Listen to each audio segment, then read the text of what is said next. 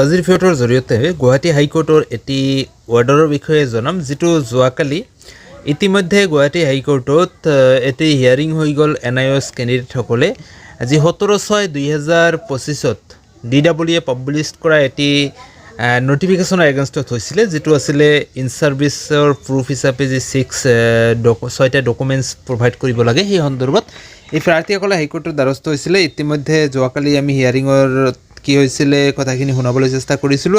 আজিৰ দিনটোত আহিছে অৰ্ডাৰ কপি। এই অৰ্ডাৰ কপিত আচলতে কি উল্লেখ কৰা হৈছে আমি আপোনালোকক জনাবলৈ চেষ্টা কৰিম। তো প্ৰথমৰ পৰা শেষলৈ ভিডিঅ'টো চাই যাব আৰু চেনেলটোত নতুনকৈ আহিলে নিশ্চয় ছাবস্ক্ৰাইব কৰি ৰাখিব, কাৰণ শিক্ষামূলক চাকৰি সম্বন্ধীয় আৰু বিভিন্ন বাবদবিলাক এই চেনেলৰ জৰিয়তে আপোনালোকৰ মাজলৈ তুলি ধৰাৰ চেষ্টা কৰা হয়।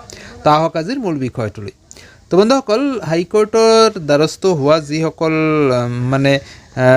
এডভকেট আছিলে, তো NIOSৰ পক্ষত আছিলে, তাৰপিছত আকৌ 4টা আজি বিপক্ষত লোৱা হৈছিলে, বাকীখিনি এডভকেট আছিলে, তেখেতসকলে মিলাই পেলাই যিটো আলোচনা কৰিলে সেই আলোচনাত আজিৰ অৰ্ডাৰ কপিটোত আচলতে কি আহিছে এই কথাটো উল্লেখ কৰিম।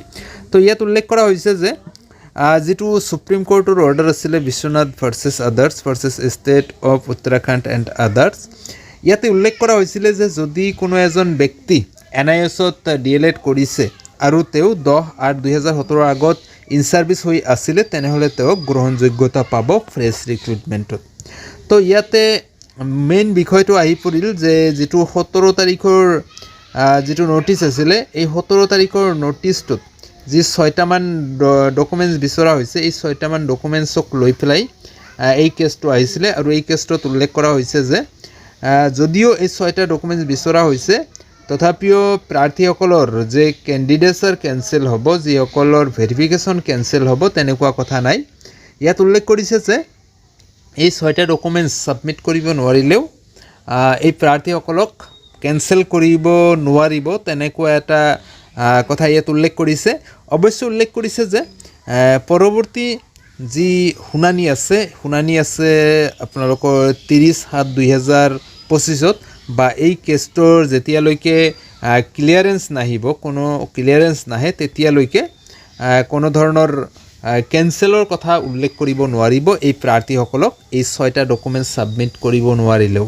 তো বন্ধুসকল, কথাটো হ'ল যে আকৌ উল্লেখ কৰিছে যে 17/6/2025 যিটো নটিফিকেশ্যন উল্লেখ কৰিছিলে, এই নটিছটোও যে স্থগিত কৰিব লাগে তেনেকুৱা কোনো কথা নাই। কথাটো হ'ল ইয়াত আজিৰ এই অৰ্ডাৰ কপিটোত উল্লেখ কৰিছে যে যি 6টা ডকুমেণ্টছৰ কথা উল্লেখ কৰিছে ইয়াত, এই 6টা ডকুমেণ্টছ যদি ফুলফিল নাথাকে তথাপিও কিন্তু NIOSৰ প্ৰাৰ্থীসকলক কেঞ্চেল কৰিব নোৱাৰিব, এনেকুৱা ধৰণৰ এটা কথা ইয়াত আহিছে।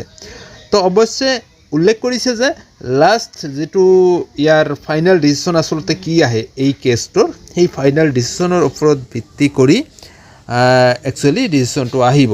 তো বন্ধুসকল, এই ভিডিঅ'টোৰ জৰিয়তে আপোনালোকক এই কথাখিনি জনোৱাৰ চেষ্টা কৰিলোঁ। ভাল পালে নিশ্চয় লাইক কৰিব, যিমান পাৰে বন্ধু বান্ধৱীলৈ শ্বেয়াৰ কৰিবলৈ নাপাহৰিব।